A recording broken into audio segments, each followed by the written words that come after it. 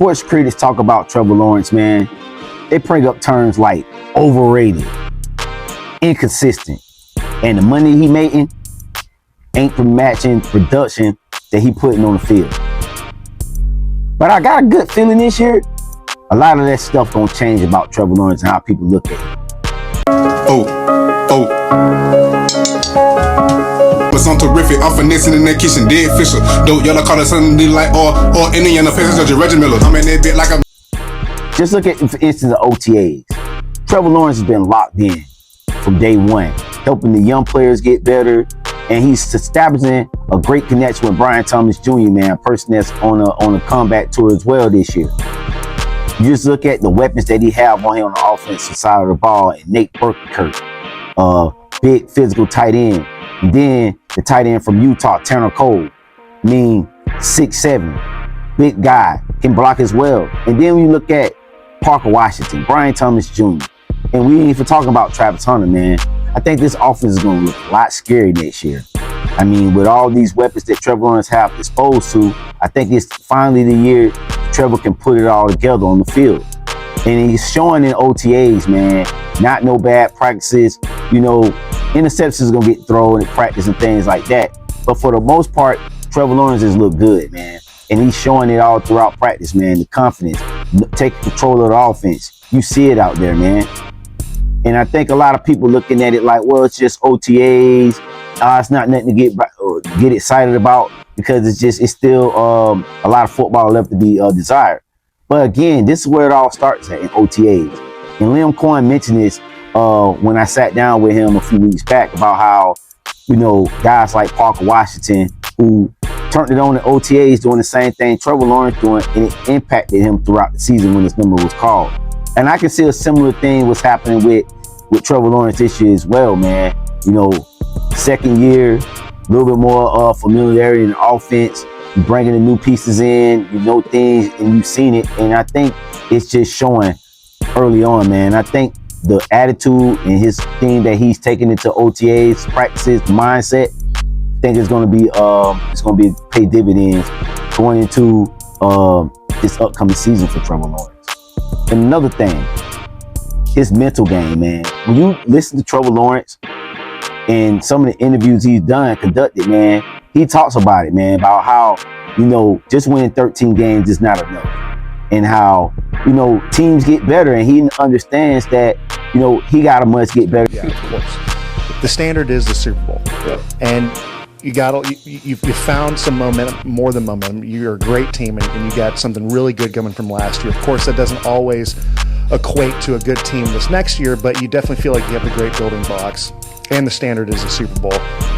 What is it going to take for this team, in your opinion? This could be a very loaded question, but is there one thing that maybe you guys are talking about, or that is on the back of your mind that's like, all right, this is the next step this team needs to make to not only go to the dance, to dance in that dance, but to win that dance?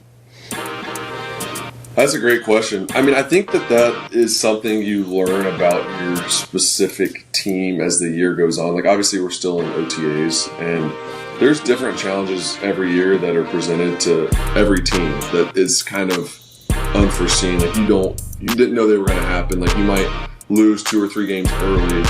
Like, man, I thought we were better. I thought we were a good team, but we're sitting here at 1-3 or whatever it is. Like, and then there's going to be teams that do that and end up making the playoffs.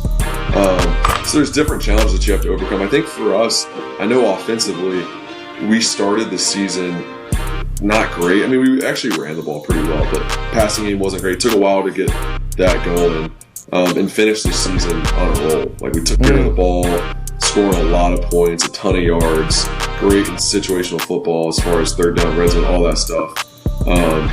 You know, great at the end of games, fourth quarter. So I think looking at that and saying, like, okay, what were we doing at the end of the year? Why did we find consistency? Using that, and then also making the proper adjustments just to continue to evolve and get better in the run game. For instance, like, we've had a lot of things that we've worked on, whether it's a couple new runs or maybe it's trimming some runs back or getting really good at one thing instead of trying to do 50 things. Like, there's a lot of different things that you can do, but what I've seen already with our staff and our players is that emphasis and that urgency to improve. It's not like, because sometimes when you're coming off a good year, you almost feel like everyone's like, all right, let's just keep it, let's bottle that up and try to keep, like, let's just try to do it again. And that hasn't been the feeling at all, because I don't think, kind of like you said, like, I don't really think that that's ever the answer, because things change so quickly and teams get better so fast, and teams that weren't good last year are going to be good this year, and it just doesn't take the same thing every year. So I think being able to adapt and adjust is important, weathering the storm of the season, because you might not, and you hope you don't start week one your best, because that's going to be hard to play your absolute best for 18 weeks. So like last year, I mean, we had to figure some stuff out, and you hope that you have those opportunities as a team and you get through it, because you really get better from it. But I've been on both sides. I've been on sides where we had some adversity and we didn't finish the season well, and I've had a couple seasons where it really helped us and kick-started us, and we played great after it. So I think handling that is important. As well. And I think in previous years with Trevor Lawrence, it's been this thing where, you know, the inconsistent tag would always come up, because he'd have a good year, have a bad year, have a good year, have a bad year. But, you know, you got injuries spread in there and things like that. And I think, you know, when you listen to him now, he understands that he gets it. He gets it that, hey, being a quarterback in the NFL, you know, it's a grind. And, you know, for a young guy coming in for his first couple years, and with all the coaching changes, things like that, I thought that might have took a toll on Trevor Lawrence's development, and it might have took a toll on his mental as well. But I think, you know, with the success, I mean, with Liam Cohen early on, I think this is helped with his mental, and has gave him a level of confidence back that he didn't have. And I know a lot of comparisons and similarities. A lot of people are going to say, you know what, he had this with Doug Peterson. You know, he had success with Doug Peterson and he couldn't do this. But I think it's a little bit different, man. Just knowing that the age group of, you know, of the Doug Peterson, and then the age group of Liam Cohen, you know, age differences, I should say, I think that has a lot to play with it. And I think there's a little bit more relatability with Liam Cohen than it is with Doug Peterson and the other coaches that he had. And I think that's a key in playing in his mental, man. Like I say, when you listen to him talk, man, you just hear it that, you know, he's not satisfied. And I think he wants to show that he wants to be one of those elite quarterbacks mentioned, man. And then also, too, you have to look at Liam Cohen and Trevor Lawrence into the number 2 year of their relationship. I think this is the most important year, and Liam Cohen's mentioned as well, that, you know, they take that next step, man. It is also important they take the next step. I think they're going to pick up where they left off at. Fast attacking offense, what we've seen the second part of the season. And I think they can, man, because, like I say, it all goes back to the first two with Trevor Lawrence, man. You know, his mental, and just him coming in, being a leader like we know he could be.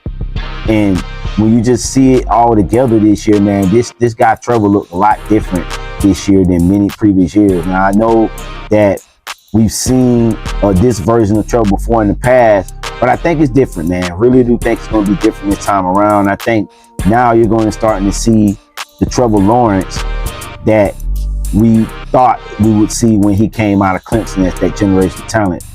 Being partnered with Liam Cohen, I think, you know, we got a little something baked up this year for these guys in the league. And I think also, too, that Trevor Lawrence is going to shock the NFL world, man. He's going to solidify himself as one of the top 5 or top 10 quarterbacks in the league, like solidified that this year, the way he's going to lead his team to victory this year, man. So, get in the comment section. Let me know your thoughts, man. Give me a stat line for Trevor Lawrence this year, man. Let me know what you think he's going to do. You know, how many touchdowns, interception ratio. Will he win the MVP? Will he be in the MVP discussion early on in the season? Or if you think he's still overrated, man, get in the comment section. Let me know your thoughts. It's your boy Joe, man. Got more content coming this week. Love you guys. Peace.